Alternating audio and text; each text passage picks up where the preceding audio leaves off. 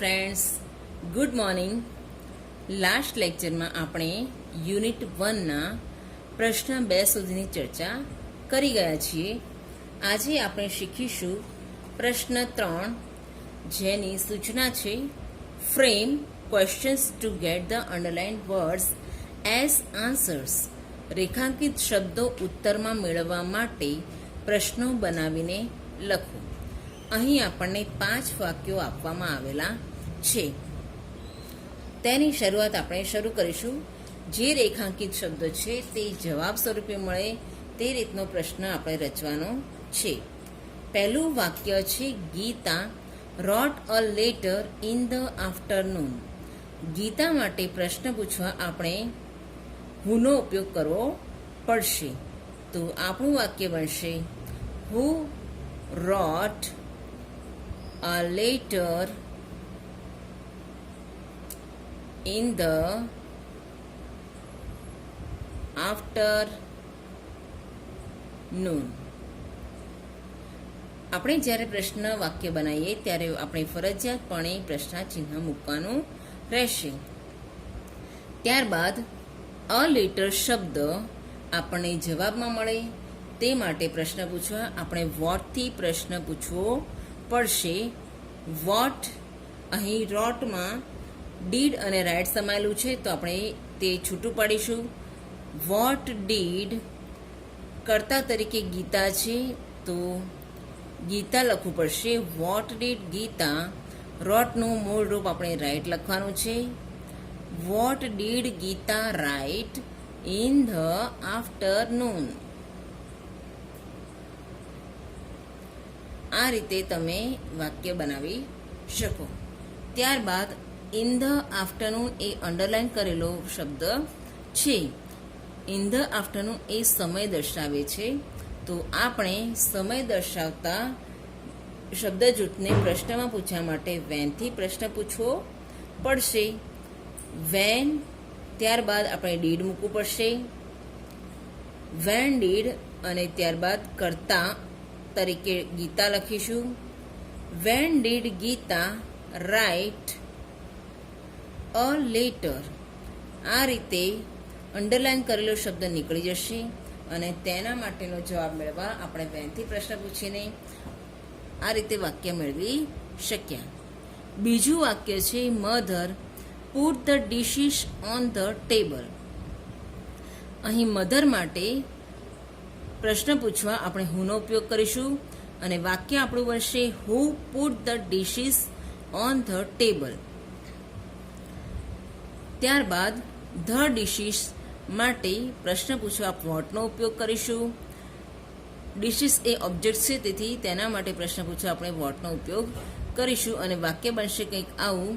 અહીં પુટ એ ભૂતકાળનું રૂપ છે તેવું આપણે સમજી શકીએ છીએ, કારણ કે જો આ વર્તમાન કાળ હોય તો મધર સાથે એસ લગાડવામાં આવ્યો હોત. અને આ રીતે આપણું વાક્ય હવે આપણે શરૂ કરીશું. What did mother put on the table. અને ધ ડિશિસ શબ્દ તમારો નીકળી જશે. ત્યારબાદ ઓન ધ ટેબલ જે સ્થળ દર્શાવે છે, તો તેના માટે પ્રશ્ન પૂછવા તમારે વેરથી પ્રશ્ન બનાવવો પડશે. તો વેરથી પ્રશ્નની વાક્ય રચના કંઈક આવી રીતે કરીશું. Where did. અહીં આ વાક્યમાં કર્તા તરીકે મધર છે, તો આપણે મધર લખીશું. Where did mother put the dishes. Where did mother put the dishes. ત્રીજું વાક્ય છે Gandhiji was Born on 2 October in Porbandar. તેના માટે હવે ગાંધીજી અંડરલાઇન કરેલો શબ્દ છે, તો વાક્ય બનશે who was Born on 2 October in Porbandar. અને ખાસ યાદ રાખજો મિત્રો કે જ્યારે પ્રશ્ન વાક્ય બનાવો છો ત્યારે તમારે અંતે પ્રશ્ન ચિહ્ન અચૂક મૂકવાનું છે. ઓન 2 ઓક્ટોબર માટે આપણે પ્રશ્ન બનાવીશું વેનથી. When was Gandhiji born in Porbandar. જ્યારે 2 ઓક્ટોબર શબ્દ નીકળી જાય છે ત્યારે તેની સાથે ઓન પણ નીકળી જશે. હવે ઇન પોરબંદર માટે આપણું વાક્ય બનશે વેરથી where was Gandhiji born on 2nd October. આ રીતે તમે હુ, વેન અને વેરથી પ્રશ્ન બનાવી શકશો. ત્યારબાદનું વાક્ય છે Ajay boat 3 kites in the morning. અહીં હુંથી શરૂ થતી વાક્ય રચના શીખી ગયા છીએ. 3 માટે આપણે પ્રશ્ન બનાવવા માટે આપણે હાઉ મેનીથી પ્રશ્ન પૂછવો પડશે. આ સંખ્યાવાચક નાઉન છે, તો આપણે તેને હાઉ મેનીથી પ્રશ્ન પૂછી શકીશું. જ્યારે સંખ્યા માટે પ્રશ્ન બનાવવાનો હોય ત્યારે આપણે સંખ્યા દર્શાવતા શબ્દ પછી જે શબ્દ આવે છે તે હાઉ મેની પછી તરત લેવાનો હોય છે. હાઉ મેની કાઇટ્સ, વાક્ય અહીં ભૂતકાળમાં છે તો તે ડીડ છૂટું પાડશે. How many kites did Ajay, બોટનું મૂળ રૂપ બાય લેવું પડશે અને કાઇટ્સ શબ્દ અહીં વપરાઈ ગયો છે. બાકીનું શબ્દ જૂથ રહે છે આપણી પાસે ઇન ધ મોર્નિંગ. આ રીતે આપણે હાઉ મેનીથી પણ વાક્ય રચના બનાવી શકીશું. How many kites did Ajay buy in the morning. પ્રશ્ન 3ના 5મા વાક્યમાં પણ તમે ઉપરની ગાઈડલાઈન પ્રમાણે જવાબ લખી શકશો. આ રીતે તમારે પ્રશ્ન 3 પૂરો કરવાનો છે. હવે આપણે પ્રશ્ન 4 તરફ જઈએ છીએ, જેની સૂચના છે arrange the following words in the order in which they appear in the dictionary. Write their meanings in Gujarati. You can use a dictionary. તો ડિક્શનરી જો તમે કદાચ ક્યારેય જોઈ હશે તો તેમાં તમે જાણો છો કે શબ્દો ABCD ક્રમમાં હોય છે, શબ્દકોશના ક્રમમાં હોય છે. તો આ રીતે કરતા પહેલો શબ્દ આપણને મળશે એથી શરૂ થતો એન્યુઅલ, જેનો અર્થ થાય છે વાર્ષિક. તમારે અહીં તેનો અર્થ લખવાનો છે. ત્યારબાદ સ્થિથી શરૂ થતો શબ્દ આપણે લખવો પડશે કોન્ટેસ્ટન્ટ, જેનો અર્થ થાય છે પ્રતિસ્પર્ધી. આપણે હાર્ડ વર્ડના લિસ્ટમાં આ શબ્દોથી પરિચય કેળવી ચૂક્યા છીએ. સી પછીનો મૂળાક્ષર આપણે લેવો પડશે ડિસ્ટર્બ. ડિસ્ટર્બનો અર્થ થાય છે ખલેલ પહોંચાડવી.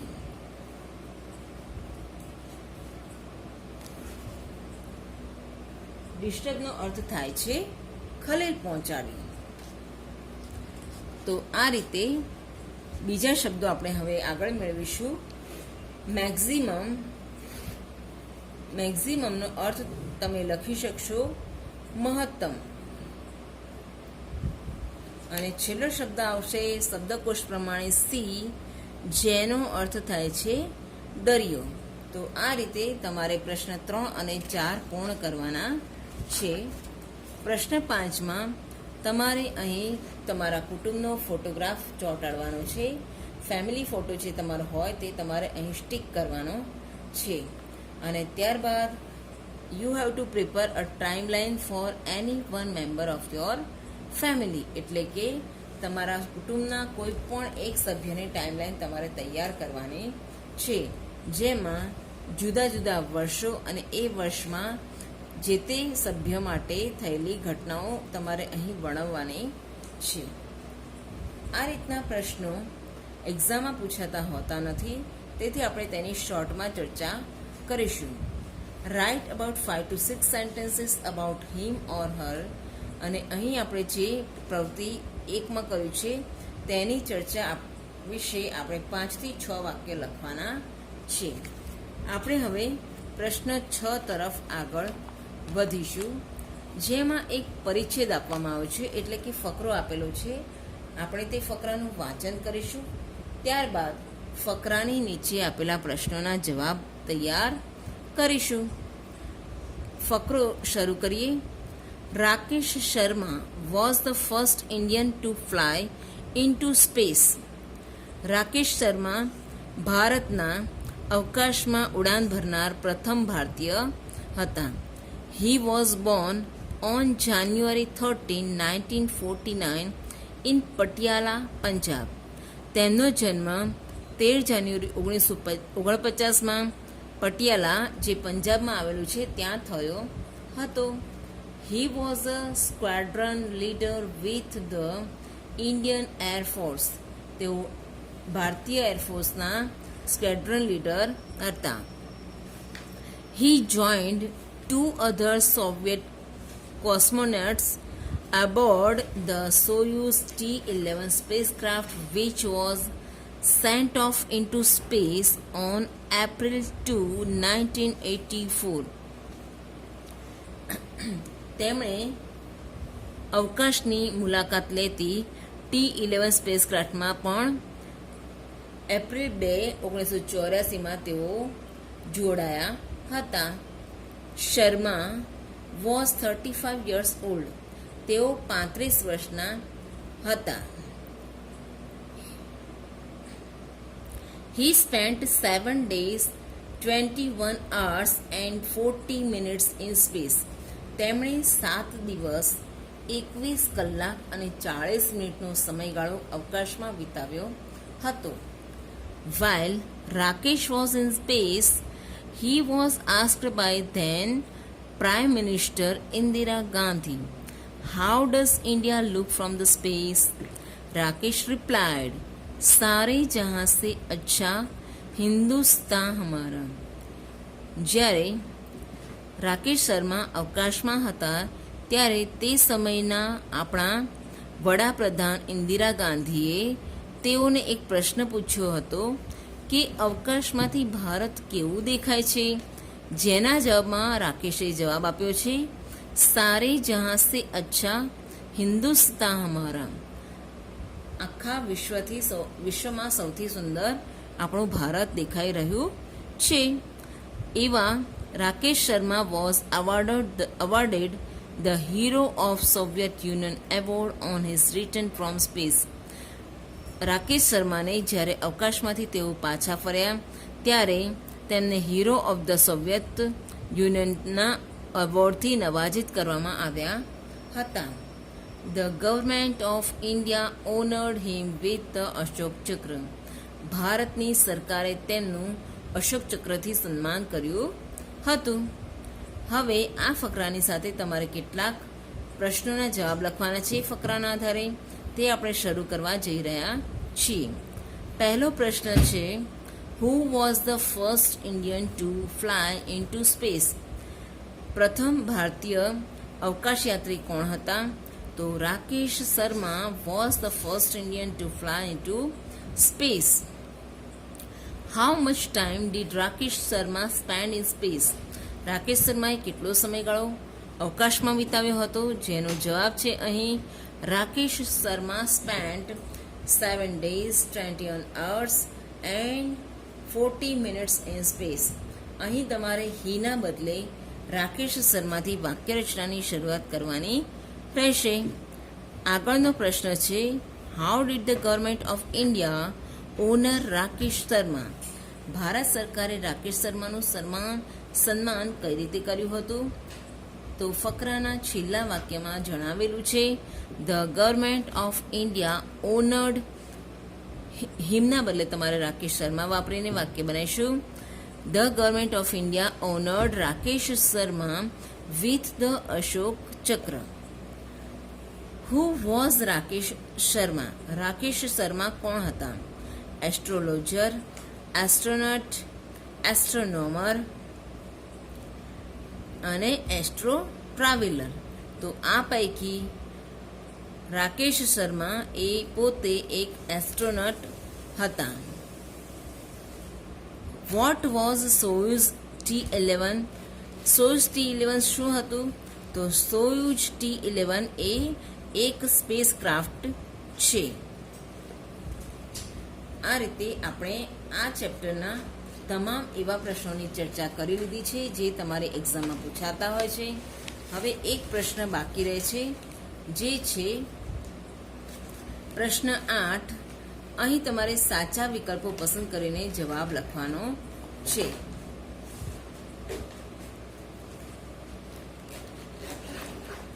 હુ હેઝ રિટન સોરઠ તારા વહેતા પાણી? સોરઠ તારા વહેતા પાણી નવલકથા કોણે લખી છે? તો તેનો જવાબ છે ઝવેરચંદ મેઘાણી. ત્યારબાદનો પ્રશ્ન છે which is the biggest river in Gujarat? ગુજરાતની સૌથી મોટી નદી કઈ છે? તો ગુજરાતની સૌથી મોટી નદી તરીકે છે નર્મદા. ત્રીજો પ્રશ્ન where in Gujarat is the first of the 12 Jyotirlinga? ગુજરાતના કયા સ્થળે 12 જ્યોતિર્લિંગો આવેલા છે? તો તેનો જવાબ છે સોમનાથ. સોમનાથ એવું સ્થળ છે જ્યાં 12 જ્યોતિર્લિંગો આવેલા છે. ત્યારબાદનું MCQ છે what is Gandhiji's residence in the Porbandar known as? પોરબંદરમાં આવેલું ગાંધીજીનું જન્મસ્થળ કયા નામે ઓળખાય છે? તો પોરબંદરમાં આવેલું ગાંધીજીનું જન્મસ્થળ કીર્તિ મંદિરના નામે ઓળખાય છે. Who inaugurated the state of Gujarat? Gujarat રાજ્યની સ્થાપના કોના હાથે કરવામાં આવી હતી? મોરારજી દેસાઈ, નરેન્દ્ર મોદી, રવિશંકર મહારાજ અને ગાંધીજી પૈકી રવિશંકર મહારાજ એ સાચો જવાબ છે, જેમણે ગુજરાત રાજ્યની સ્થાપના કરી હતી. ત્યારબાદનો પ્રશ્ન છે વિચ પોએટ રોટ ભલું થયું ભાંગી જંજાળ સુખે ભજીશું શ્રી ગોપાળ? તો આ કવિતાના લેખક છે નરસિંહ મહેતા. તો નરસિંહ મહેતા એ સાચો જવાબ છે. હુ રોટ ધ પોએમ ગ્રામ માતા? ગ્રામ માતા કવિતાના લેખક કોણ છે? તો તેના જવાબમાં આવશે કલાપી, જેઓએ ગ્રામ માતા કવિતા લખી હતી. Name the person who was known as Muchhali Maa? Muchhali માના નામથી કોણ જાણીતું હતું? તો તેનો જવાબ છે ગીજુભાઈ બધેકા, જેઓ મુછાળી માં તરીકે જાણીતા થયા હતા. આ સાથે આપણે આ યુનિટ અહીં પૂર્ણ કરીએ છીએ. માય સ્કૂલનો પરિચય તમારે આ પોઈન્ટ્સના આધારે લખવાનો છે અને આ રીતના જે કોમ્પોઝિશન છે તે આપણે 2 થી 3 ચેપ્ટરના જ્યારે સાથે થશે ત્યારે એનું એક્સપ્લેનેશન આપી દઈશું. ત્યાં સુધી આવજો.